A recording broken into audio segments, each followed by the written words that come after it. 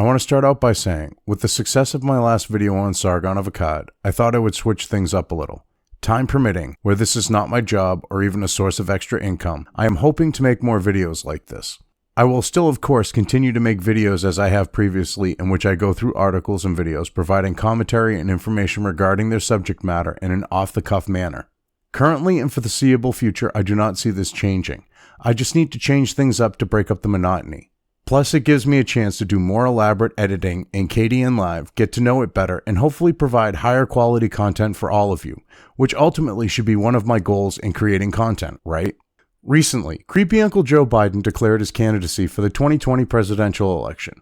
Like Hillary in the last election, he is a manufactured popular candidate for the Democrat Party by the legacy media and the DNC.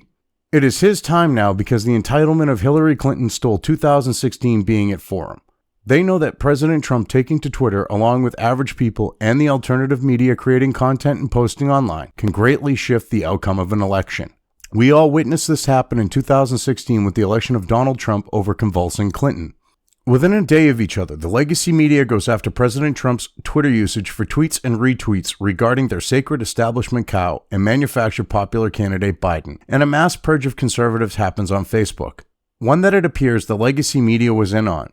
Plus, for good measure, the Poynter Institute, which is supposed to be tasked with the training of journalists on things like ethical reporting, along with the SPLC, tried to label 29 conservative news outlets as unnews and get them widely blacklisted online and with advertisers a day prior. Thankfully, it blew up in their faces. I'm not one for coincidences. All of this happening within a 2-day period, especially with some of the players involved, statistically, it is very highly unlikely. My gut is telling me that there is some sort of coordinated effort going on here. Separately, each event doesn't seem related, but if you take a look at the bigger picture of the left's attempt to censor and control discourse on the internet, each of them appear as part of it, like the pieces of a puzzle. A free and open internet has created an environment where the reach and influence of one person can far exceed the largest legacy media outlets, even governments. The fact it has done this scares large numbers of those who operate within each of them. It has destroyed their ability to be gatekeepers controlling the flow of news and information, which has in turn weakened their control over public discourse. If it wasn't for Twitter, conceivably, there would have been no way for President Trump to have been able to get his message out there. He wouldn't have been able to counter the legacy media and political opponents' smears, misstatements, and flat-out lies about him. There is no way that the mainstream media would have afforded him the airtime or print space for him to do something like that. To do so would have been counter to their agenda of making sure he didn't get elected. When they witnessed then-candidate Trump completely circumvent their efforts to attack him, his message, and campaign using Twitter, they were not prepared for it. Everything the legacy media tried to counter this failed. If anything, they actually helped the president get his message and counters to the mainstream media's narrative out there to the public in trying to put a stop to that very thing. Watching creepy Uncle Joe, their manufactured popular candidate, becoming a target of President Trump on Twitter, the legacy media is clearly fearing a repeat of what happened with Hillary in 2016 regarding tweeting. They can already see it happening and are trying to put a stop to it. The problem is they are using the same exact tactics they have been using and will only fail as they continuously have for going on 3 years now. On May 1st, with Biden becoming the focus of the president on Twitter, both Politico and Bloomberg ran stories focusing on his tweeting. Politico was about how his tweeting could lose him the 2020 election. Bloomberg's was a clear attempt to create outrage to help influence this. With each article, it is clear the legacy media does not like President Trump tweeting or retweeting anything about creepy Uncle Joe at all. The authors didn't even bother hiding that fact with their bias and hate for the orange man peeking its ugly little head out. Politico's article, written by Stephen Shepard, it appeals to the authority of a poll, one run by it and Morning Consult, but the poll itself isn't the driving motivation for this propaganda piece. It is just being used as a cover for the real one, which the first paragraph gives away. In recent days, President Donald Trump has turned his Twitter account into a stream of 280-character invective against Democrat frontrunner Joe Biden, giving the former vice president a solemn nickname and calling him not very bright. Looking at Stephen's choice of words here, he is clearly trying to make himself sound of higher intellect. His choices of invective and solemn were clearly done to compensate, never mind also try to hide his true intent with some. No one normally speaks or writes like this, especially on the left these days. They are lucky if they are able to string together a complete monosyllabic sentence because of Trump derangement syndrome. The bottom line, when leading off with a sentence like he has, it is clear the poll is not the focus of the article.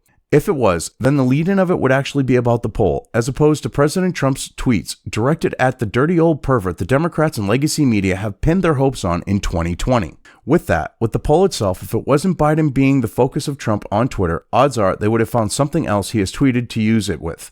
That is because by itself it is very weak. With something like that, they need manufactured outrage in order to strengthen its effect, even if it is with themselves. After all, for Stephen to think this article was a good idea, he had to manufacture outrage with himself, I'm sure. Speaking of manufactured outrage, this brings us to Bloomberg's article that was also put out on May 1st, targeting the president's tweets that were directed at Biden. Terrence Dopp and Bloomberg think their clickbait title here, Trump fires off 60 mostly anti-Biden retweets in an hour, makes them look good for reporting on it, and the president bad for a tweet a minute over a 1 hour period. Which most, as they say, were retweets, and we know those can take only a few seconds to do.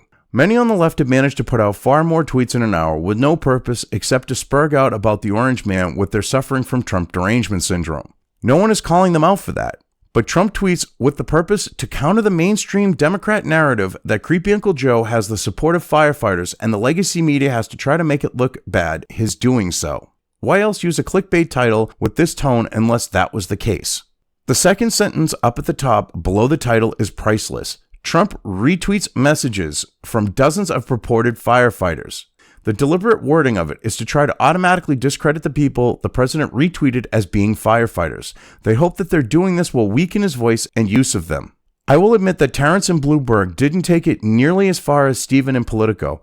I believe that they hoped the title, lead-in sentence, and following paragraph, along with the tweet they chose from the president, would suffice. This lead sentence, President Donald Trump retweeted more than 6 messages in an hour Wednesday morning, most seeking to cast doubt on the support of firefighters for Democrat presidential frontrunner Joe Biden. They are clearly trying to make the president sound desperate to try to counter that Biden has firefighters' support. That is clear with how this sentence is worded. The problem with their attempt to do this, a firefighters union, like most unions, does not represent the views of its members in this day and age. Which is exactly what the president was saying with retweeting from what all appearances were firefighters stating the union did not represent them. The paragraph under the lead-in sentence is where it gets really interesting. There's a lot of conflation, insinuation, and misdirection going on in it. Just take a look. Biden, who announced his candidacy last week, has focused on appealing to the Rust Belt workers who helped Trump win in Pennsylvania and the upper Midwest. The International Association of Firefighters endorsed him on Monday. Several polls on Tuesday showed the former vice president solidifying his lead in a crowded Democratic 2020 field. The Democrats and legacy media both know that the Rust Belt, a region of the country that was shit on and then forgotten about by the left during the Obama administration, is a key region of the country that they need to win in 2020 if they have a hope of getting Trump out of the Oval Office.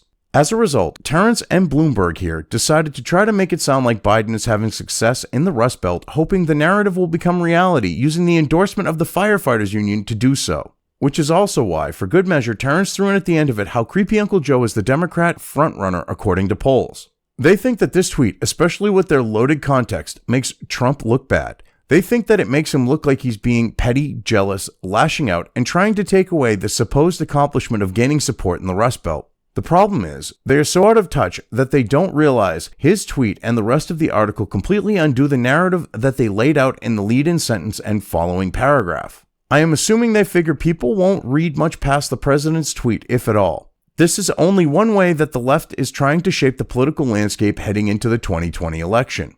One day after these articles dropped targeting Trump tweeting, Facebook goes and permanently bans several well-known conservatives from both it and Instagram because they are supposedly dangerous people, 3 of whom were and still are strong supporters of President Trump conveniently. Milo Yiannopoulos, Paul Joseph Watson, and Alex Jones, with their support of President Trump, all contributed to helping counter the legacy media's narrative targeting him. As things start to heat up with the 2020 election cycle, Milo and PJW get removed from both Facebook and Instagram, while Jones finally gets removed from the latter, being already banned from the former. How convenient. But don't worry, they along with Laura Loomer were grouped in with anti-Semites Louis Farrakhan and Paul Nealon to make it seem legit they were banned. In a video listed in the description, I go through Oliver Darcy's CNN article reporting on the results of his activism to get Alex Jones and other conservatives banned from Facebook, along with on other social media platforms, if you are interested. This takes us to the Poynter Institute and SPLC trying to target conservative news outlets to be blacklisted by advertisers, online platforms, and others. This broke right alongside Facebook's banning of Watson, Jones, Yiannopoulos, Loomer, and others, but they had released their hit list on April 30th. Shortly after which, many people began tearing it apart as being credible using a large number of the outlets listed on it, leading to its removal. Poynter is supposed to be a school for journalism and democracy from their own description, yet they actually tried to falsely label conservatives with an Orwellian term they created, unnews, to depict that they were not legit news sources and in turn get them blacklisted on a massive scale. Each of these things is in direct contradiction to their very purpose for supposedly existing. They go against both journalism and democracy, showing clearly who is running the insane asylum at the Poynter Institute, the Trump deranged leftists. Like with the Facebook banning, I made a video covering an article reporting on this failed attempt to silence conservative outlets by the Poynter Institute and SPLC. It is also linked in the description as well. As I said towards the beginning of this video, I am not one for coincidences. I am not buying for 1 second that these 3 things happened, one right after the other, without some form of influence behind it. The attacking Trump's tweets, I might give that to you as a coincidence, happening right in the middle of the Poynter Institute and SPLC putting out their hit list targeting conservative outlets and the banning of conservatives by Facebook. But when it comes down to those 2 things, I cannot do that. Both of them have the SPLC neck deep in them. They were directly involved in the Poynter Institute's unnews hit list and have a seat at the table with Facebook's leftist SJW policy crowd. There is no way when the SPLC is involved with both, and they happen within days of each other, I can buy it's a coincidence. The 2020 election is about a year and a half away from now. The censorship, the deplatforming, the propaganda, the targeting of all tech, which provides alternatives to Facebook, Twitter, and others, etc. It is just starting to get ramped up now. As we get closer to November 2020, it is only going to increase and get worse. The left in Silicon Valley and the legacy media, along with the Democrats, have too much riding on the next election, needing to get President Trump out of office with his being a direct obstacle to their plans, and they are willing to fight dirty to accomplish it. If you liked this video, depending on where you are watching it, please give it an upvote or thumbs up. If you want to know when new content of mine hits the internet, don't forget to subscribe to one or more of my social media or video accounts listed here. Also, with YouTube, don't forget to ring that bell. You can find all of my video content on both BitChute and YouTube. This may not be the case with other places I upload to, but I will try to minimize this happening. You are always welcome to interact with me at any of these sites on the list, so feel free to do so. If you have anything you want me to cover in a video, when it comes to news or current events, send it right along to me. I will try to do my best to cover it. As always, thank you for watching.